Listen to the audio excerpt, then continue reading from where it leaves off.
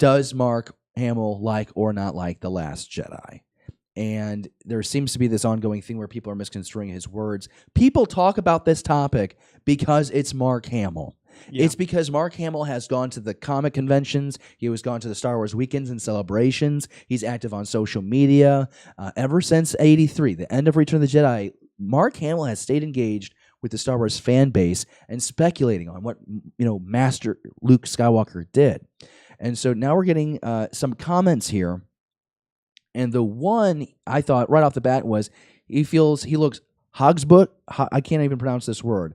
But basically, he feels tricked into doing the sequel trilogy because he was under the impression he was going to be doing 3 movies, not a cameo. He's going to be going through the trilogy, and what he got was appearing at the end of 7, and then Episode 8, and then he's dead at the end. He says that he honestly feels like he was just in one movie because he feels that 7, the end of 7, is actually the start of 8, just because of how the 2 movies sync up.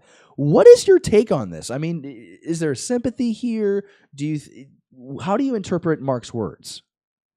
Again, it's one of those things where we know that just social media and people who want to just crap all over the sequel, like the haters or the angry nerds kind of thing, they're going to pull, whatever they can from whatever interview. And, Mark said this, he's extremely unhappy, kind of thing. But at the same time, I think on some degree, there probably is some sort of unhappiness there because, he's mentioned, yeah, I was in 7, but I don't say anything.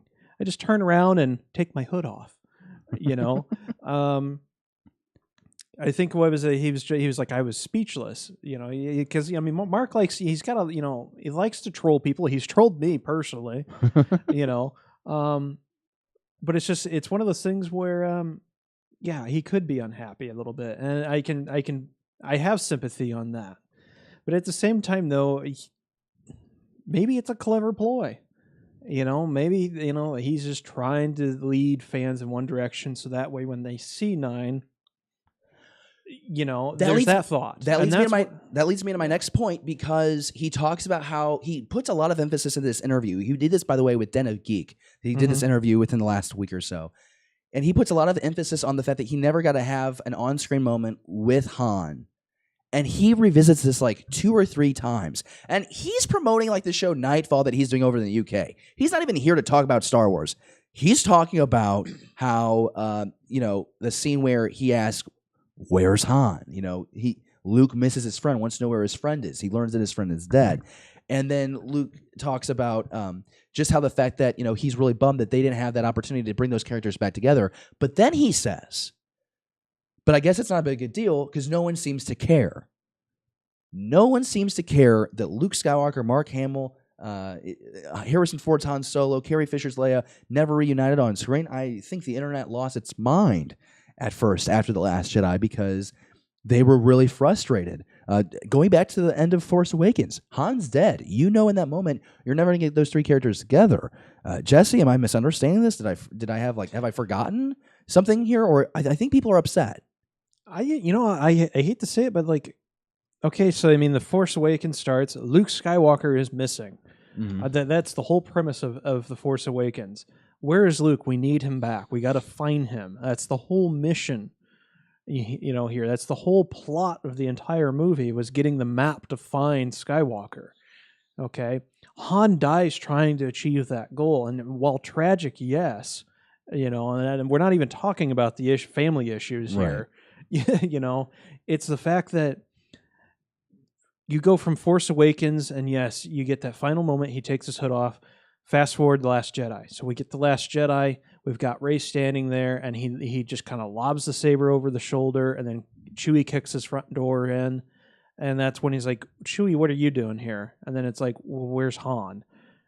It's misdirect. It's there, yeah, and it's one of those things where in the deleted scenes, you get that moment where he's being told about Han's death.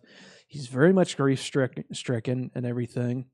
And we know that, Luke blames himself for the, Ben Solo's, fall to the dark side and everything. He blames himself for the Jedi the new Jedi Order being destroyed that he was trying to restart and everything. No, so I mean, I'm not upset that there wasn't like the three of them together, because I do feel like there's a great story there. I think what is upsetting is I would be upset if he doesn't have a part in 9 in some way, because I do feel like we didn't really get the fan service needed to actually see how powerful he was. We know that Luke is in Episode 9. That's been confirmed for a long time. His casting was confirmed a long time ago. I don't think it's going to be a big role. I think the focus really is going to be on the new crew, Rey, Poe, and Finn, X, Y, and Z. But I think what this is, I think Mark is trying to stir the pot. I think it's misdirect. Mm-hmm. I think we actually might, in a form of a flashback. And I'm not the only one to say that. I mean, I'm not trying to be like a genius here. There's a lot of people out there, and I like it. I like flashbacks. In a flashback that you'd get like a Luke training Leia with Han there or something. Like somehow they'd be reunited again in the form of a flashback. Wouldn't it be very hard for Harrison Ford to come over for a day and shoot a new scene? Wouldn't it be very hard to do it all?